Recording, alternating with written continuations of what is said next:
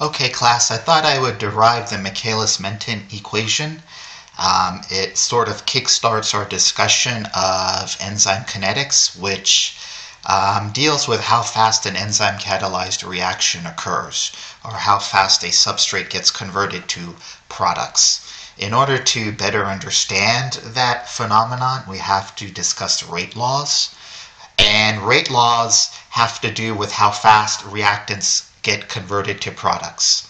So the reactants form products, which means the reactant concentration goes down and product concentration goes up.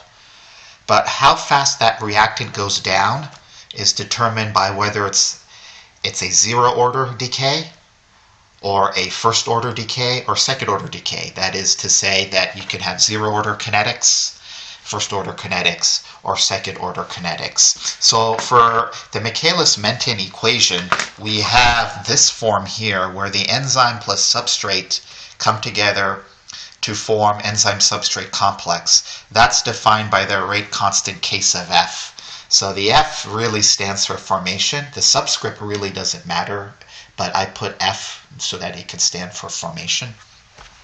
The enzyme substrate complex can go back and dissociate back into free enzyme and free substrate. So I call that rate constant case of R. That R just means reverse, and again, the subscript can be anything. The enzyme substrate can also be, this is what we would like to happen, break down into enzyme and free product, and that is determined by the rate constant K. And I put a subscript P here for product formation, and again, really, the subscript P doesn't matter. I could put 1, 2, 3, 1, minus 1, and 2. The subscripts don't matter. What matters is the rate constant. And that rate constant depends on the concentrations of the reactants. Okay?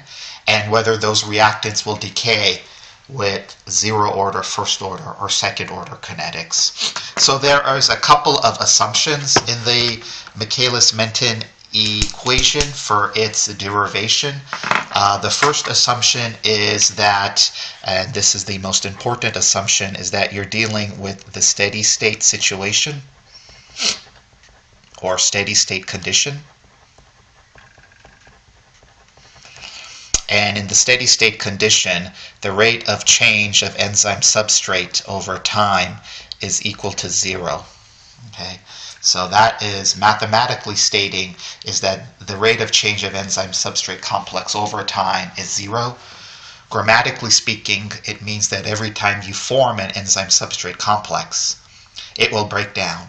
And it will either break down to form free product, or it will break down to form free substrate. Okay, so that is probably the most important assumption because we use that assumption to derive this equation.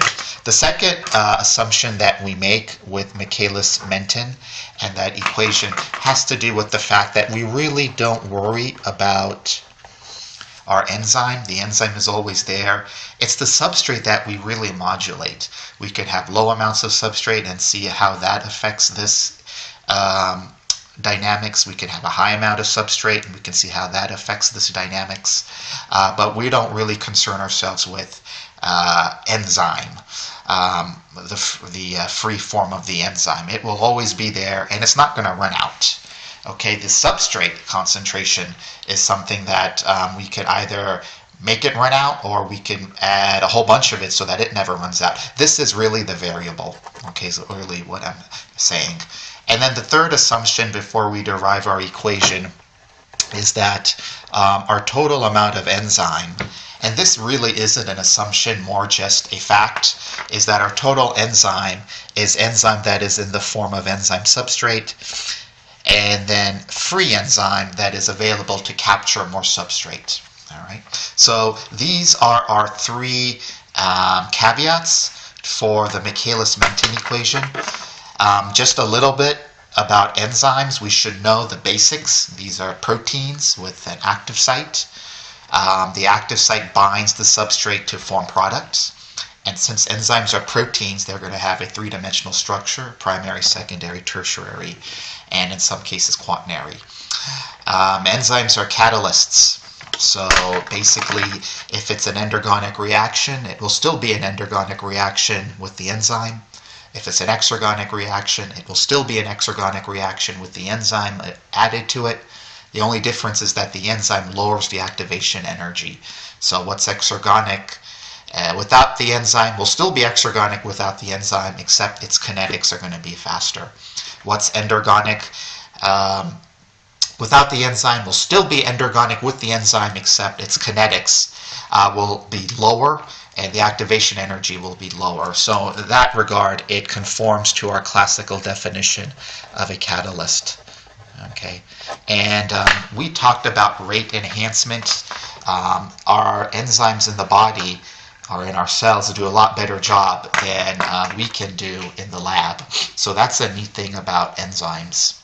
Okay, so coming back to the derivation of this equation, and by the way, no derivation on any exam or testing material.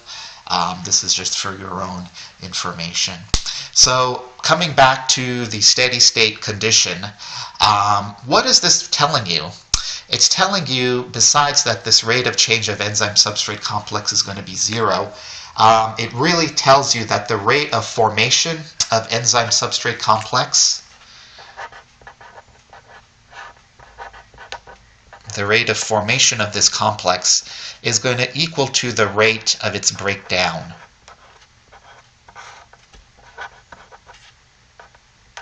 Okay, so we can define formation as the rate of change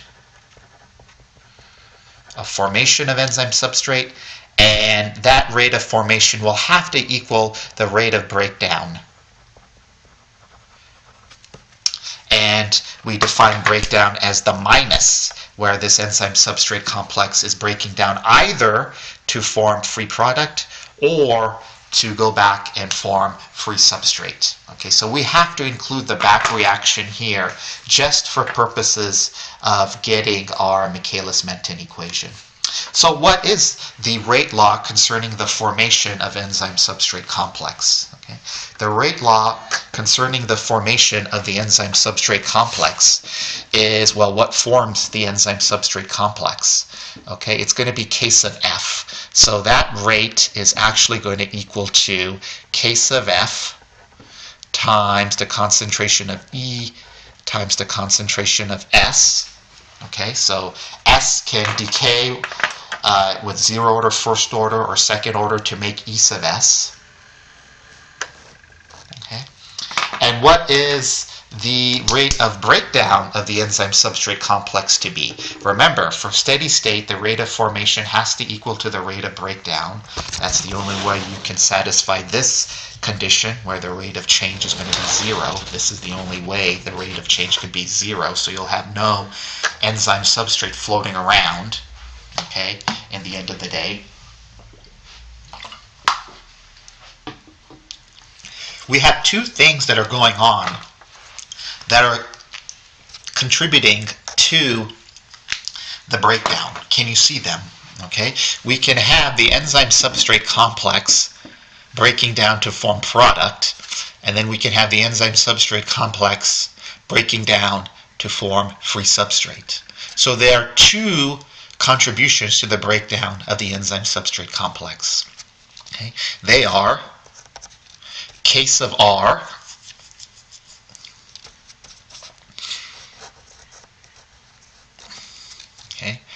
times E sub S plus K sub P times E sub S.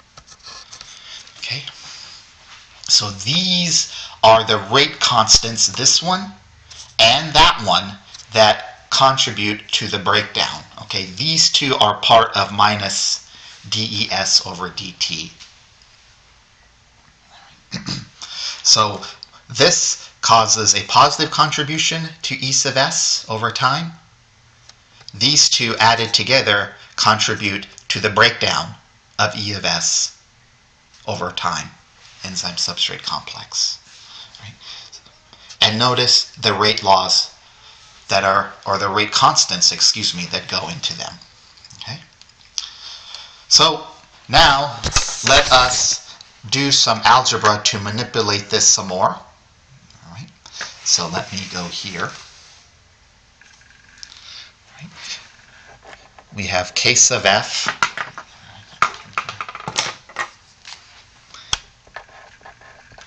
concentration of E times concentration of S. That will equal to K sub R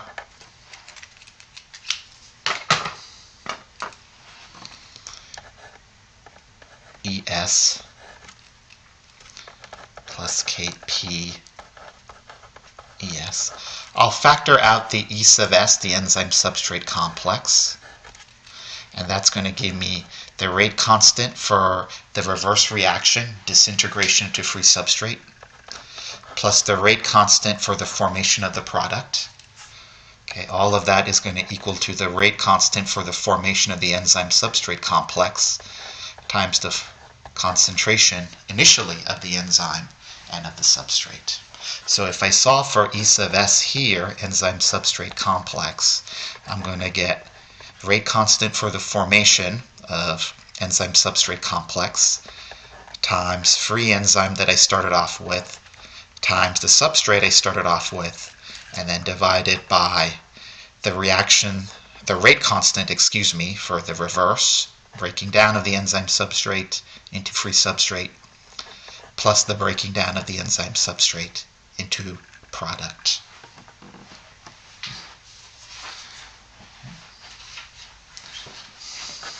So that is my enzyme substrate complex. That is what it equals to. Okay. So if you remember, this free enzyme, actually is part of my total enzyme, which is the free enzyme available for substrate capture, plus the form of the enzyme that's in the enzyme substrate complex form. All right.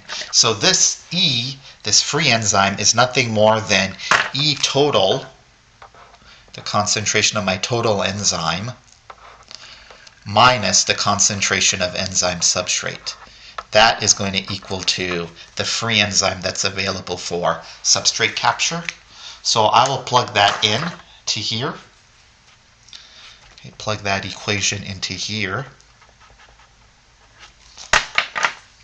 And let me do that.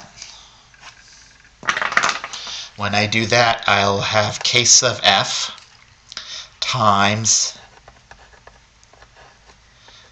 total enzyme minus enzyme substrate concentration, close parentheses, I finished that substitution, times the substrate concentration divided by case of R. This is the rate constant for the reverse reaction, disintegrating enzyme substrate to free substrate, plus case of P, the rate constant that takes my enzyme substrate and disintegrates it to free product.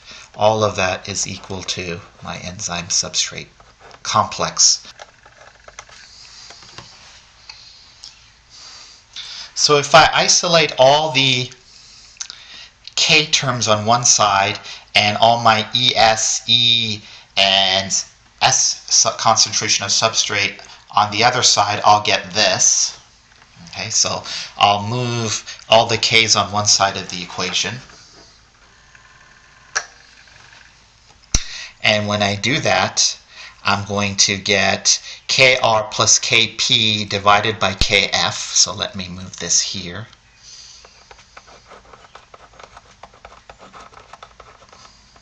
KR plus KP over KF. That will equal to the concentration of my total enzyme minus my concentration of the enzyme substrate complex times the concentration of the substrate, all of that divided by E sub S.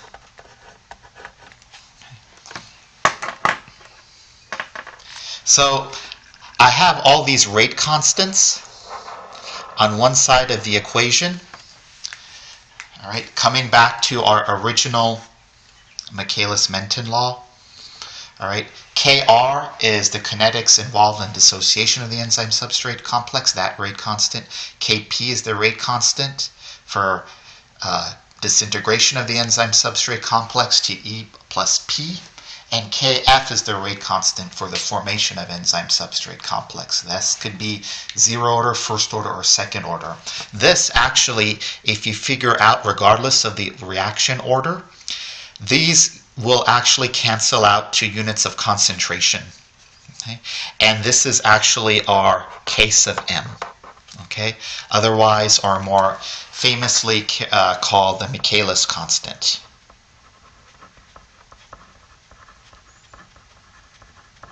Okay? The Michaelis constant. And the Michaelis constant actually has an operational definition, and that operational definition is where the rate of the reaction, V, is equal to V max over 2. Okay, so that rate, how fast the reaction occurs, where that occurs, that substrate where V is equal to V equals V max over 2, that is Km. So it is a substrate concentration is the most important thing to recognize.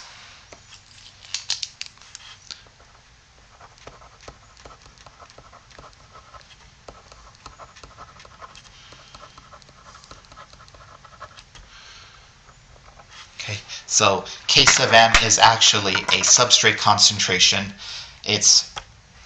Those are the units of these individual rate constants coming from this equation, and it's the substrate concentration where V is equal to V max over 2.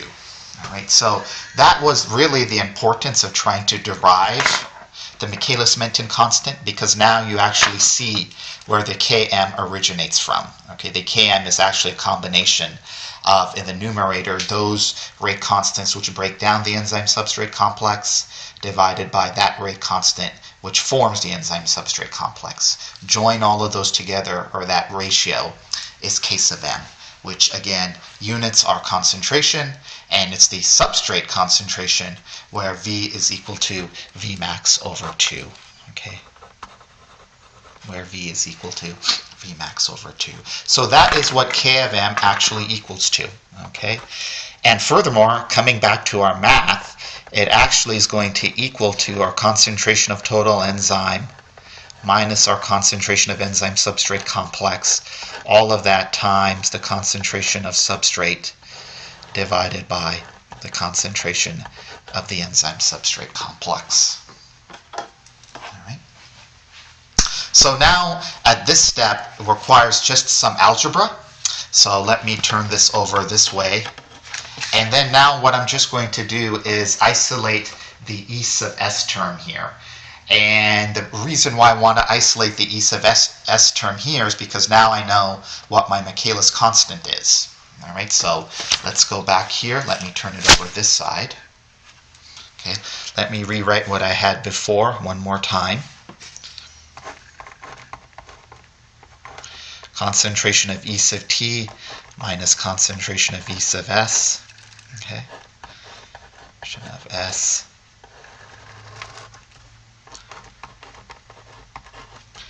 Okay, this is equal to K sub M. Okay. I will multiply both sides of the equation by E sub S.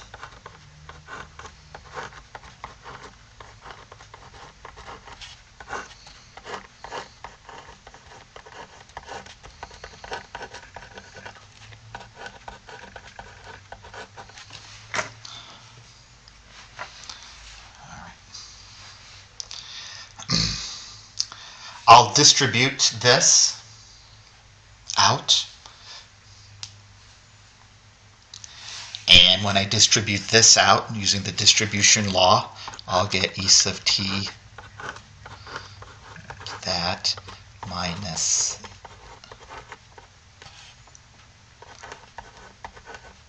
that, to K sub M over E sub S.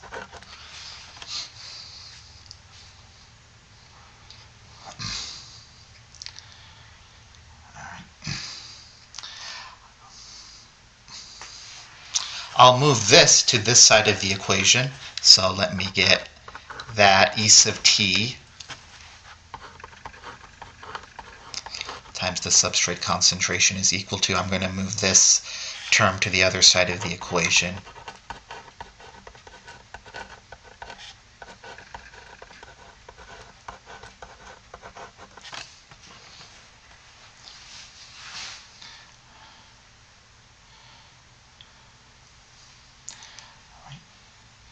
So now I have K sub m E sub s plus E sub s times s equal to E sub t times s. Okay. And then let me factor out an E sub s here.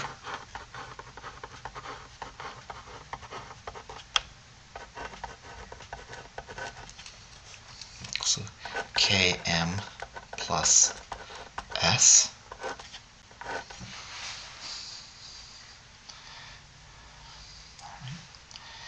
And let me solve for that E sub s here. So solving for that E sub s,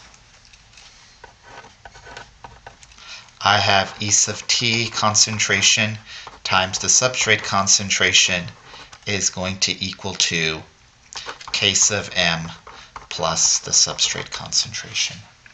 All right.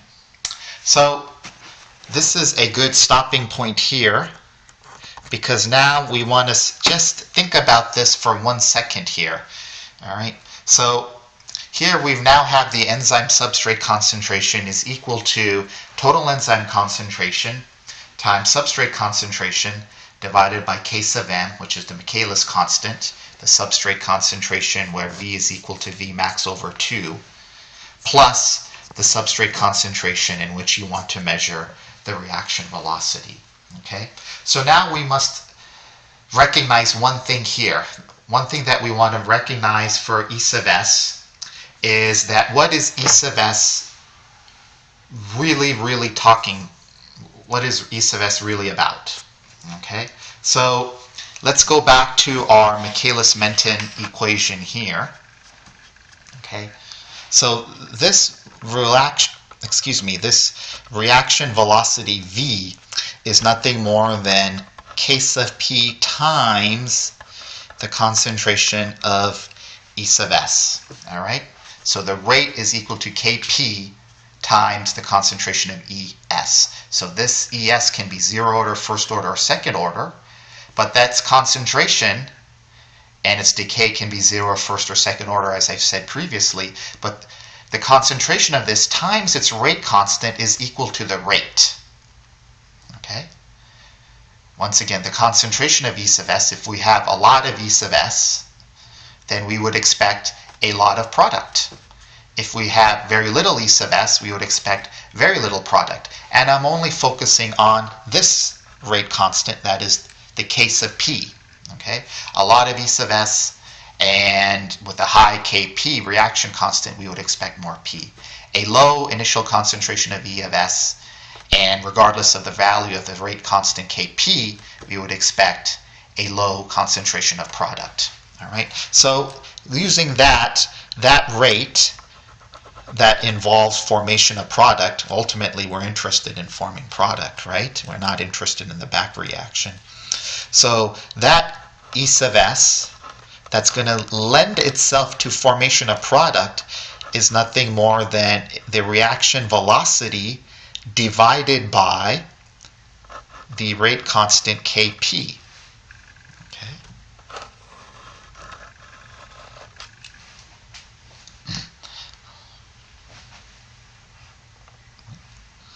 So let's plug that in to this situation here. All right. So we know that E sub s is going to equal to the reaction velocity divided by the rate constant Kp. This is for that enzyme substrate that's going to yield productive product, so that we have a productive enzyme substrate complex that yields product. That's determined by our rate constant Kp. So let's plug that into this equation here. Or why don't I just do it here on another piece of paper.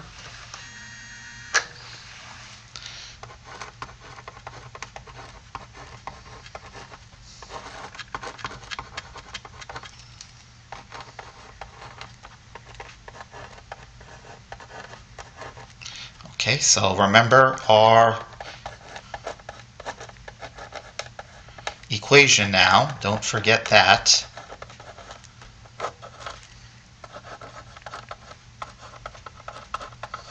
Okay, so this enzyme substrate that's going to go to product is rate equals to Kp times the concentration of the enzyme substrate complex.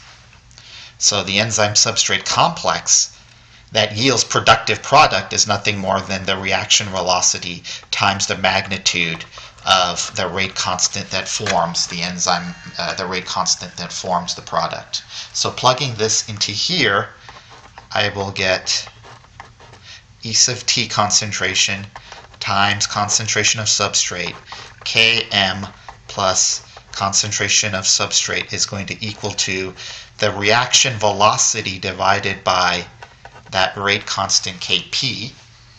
Okay, I'm going to call this v sub naught for the initial velocity, so it's going to be some velocity at some time t, so I can call it an initial velocity.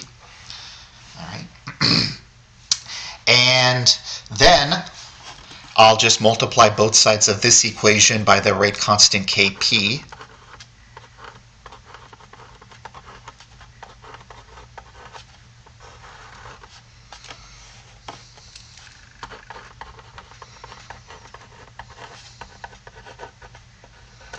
And I have that form.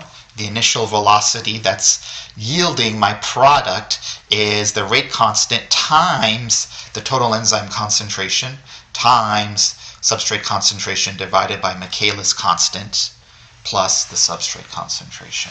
Okay. Now I want you to focus your attention on this Kp times E sub t. Okay. Kp times E sub t. Now what does that symbolize to you? Okay, so V is equal to some rate constant times the concentration of the reactant. Okay, but what happens if your rate constant K sub p, okay, is multiplied by your total enzyme concentration? Okay, what does that mean? It means that because you're dealing with a rate constant Kp,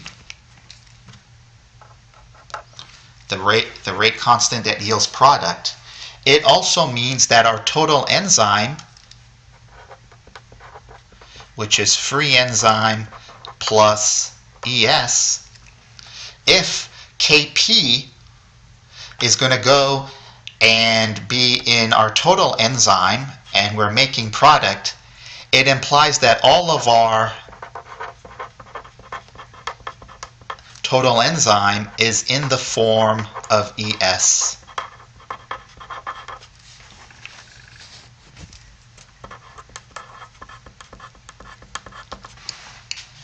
Okay. And in fact, this is what happens when your V is equal to V sub max. When you're at maximum velocity, your Kp is all your total enzyme is going to be in the form of E sub s. Okay. So in other words, maybe I'll just write this down here.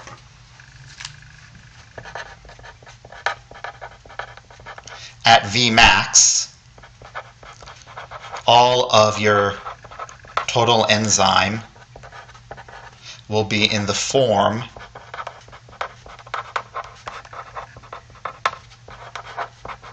of ES. Okay, so this Kp over At is not just any old velocity V. Okay, this Kp E sub s is V, but this Kp E sub t is not V, but V max. Okay, because all of our total enzyme is being dedicated to this rate constant that's making our product. So this is actually V max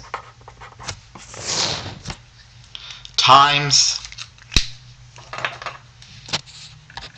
S divided by Km plus the concentration of S is equal to V sub O. All right. that is the Michaelis Menten equation. All right.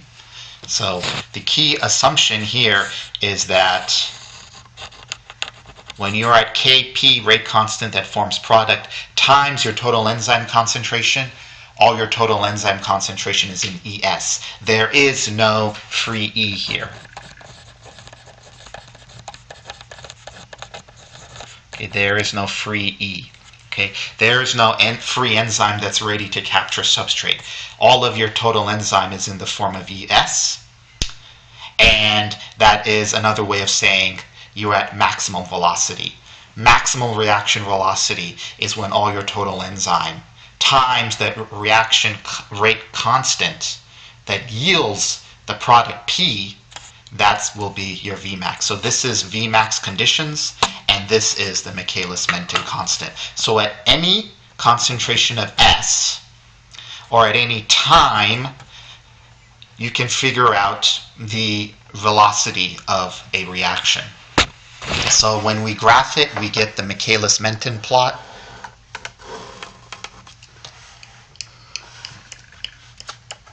At some velocity VO, we have maximum velocity times your substrate concentration.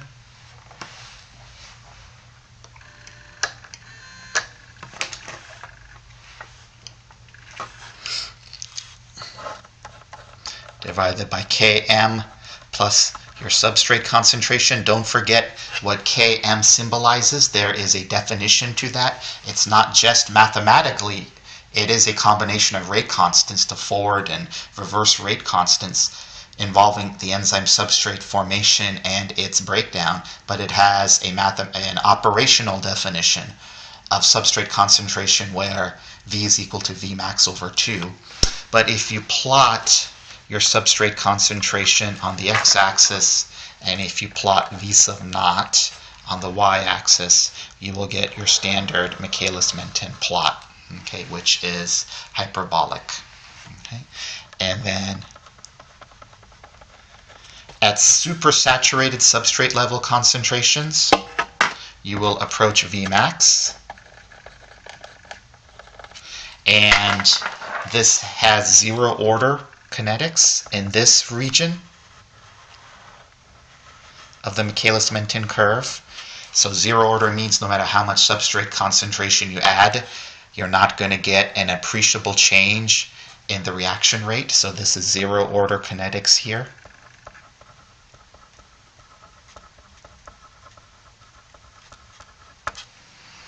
And at this region, sort of tangent here, at this region of the Michaelis Menten plot, you will have first order kinetics.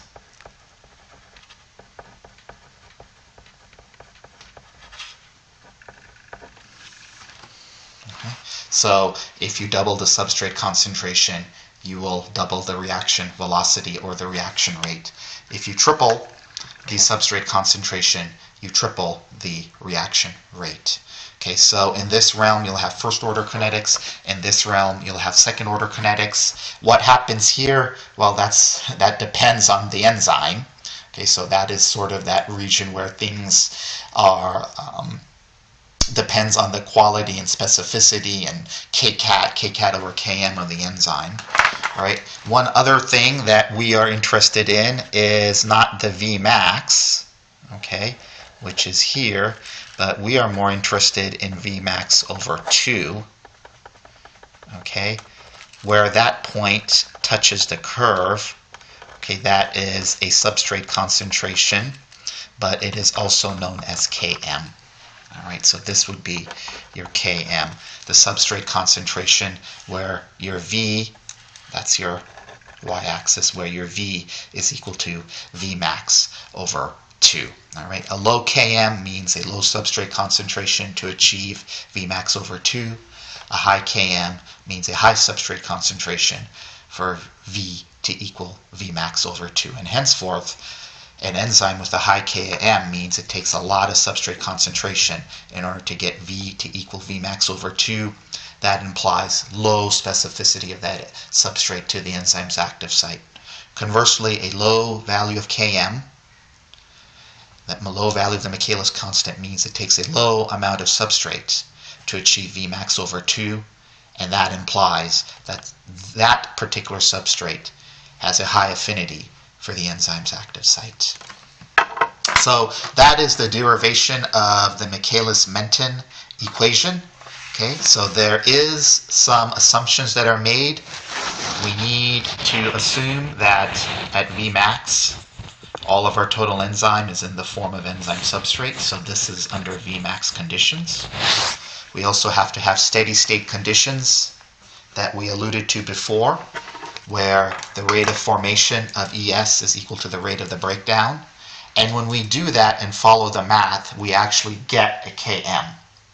Okay, we actually get a Michaelis constant. And going back here, our Michaelis constant is nothing more than the rate constants that lead to the disintegration of the enzyme substrate complex over the rate constant that leads to the formation of the enzyme substrate complex.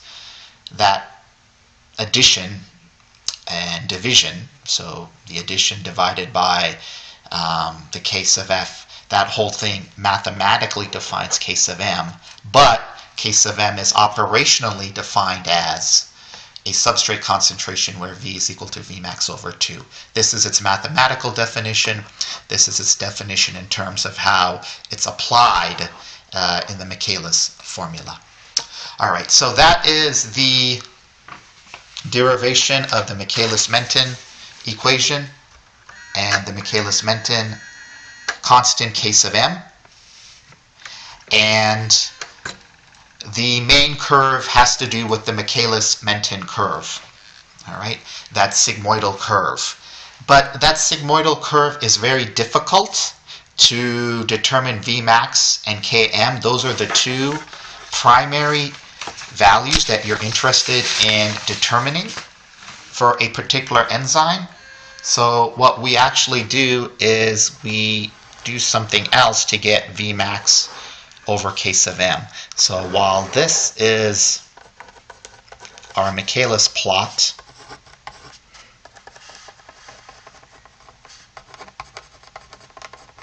Vmax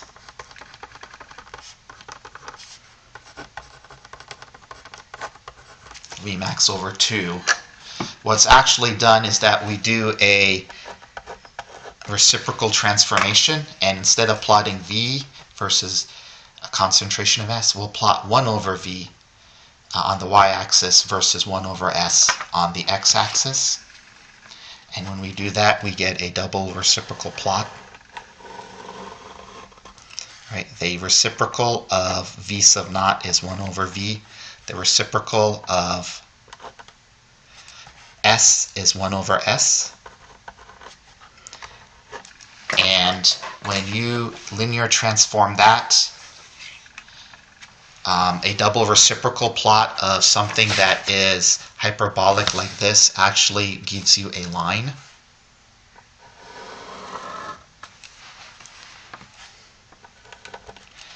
And that line has an equation y equals mx plus b. All right. And so let's figure out the equation of this line. Y equals mx plus b. Okay, so let's go back to our Michaelis equation. Let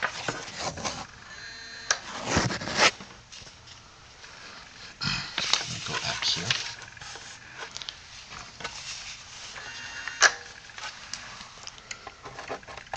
This is what we just derived together.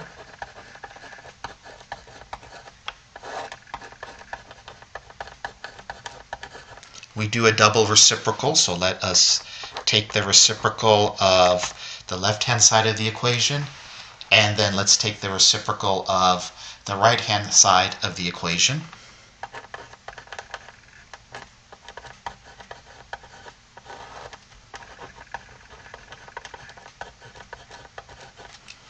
All right.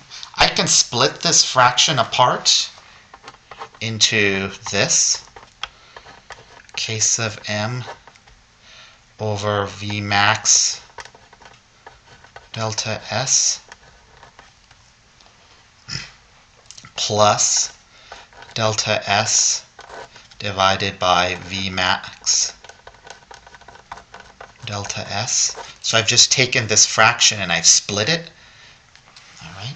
So you can add these two fractions together and you'll get that. The concentration of substrates cancel, and I'm left with 1 over V sub naught is equal to Km divided by V max times concentration of S plus 1 over V sub max. Okay. So here is my y equals mx plus b, 1 over v sub naught. M is k sub m over v sub max. My x term, my x in this graph is 1 over concentration of S, plus b, my intercept is 1 over v sub max. So here is my y equals m x plus b. So my y-intercept is 1 over v sub max. Okay, my y-intercept is 1 over v sub max. So the equation of this line is actually given here. So let's write that down. The equation of this line is y, which is 1 over v sub naught, equals m k sub m divided by v sub max. X, my x-axis is 1 over S, plus b, plus 1 over v sub max. So y equals mx plus b.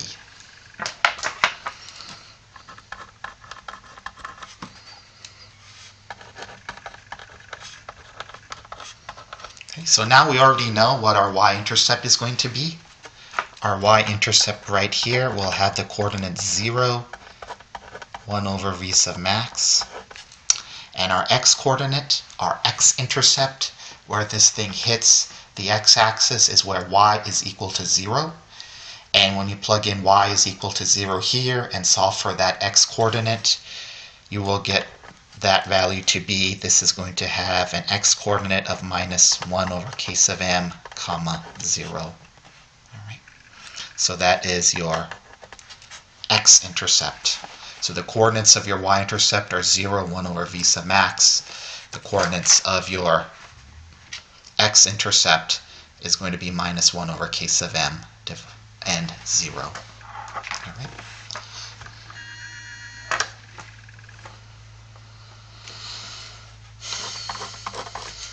So this is called the Lineweaver-Burke plot, and it's just a transformation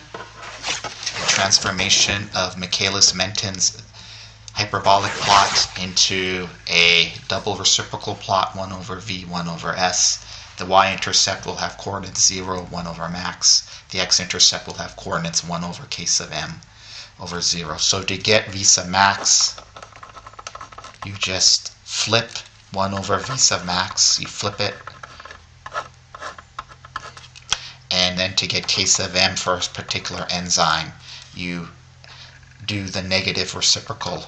Okay, you can never have a negative value for k sub m because k sub m is operationally defined as a substrate concentration. All right, so this is a Lineweaver-Burke plot, a nice, easy way to figure out k sub m and v sub max for a specific enzyme. In our next topic, we will discuss the effect of inhibitors.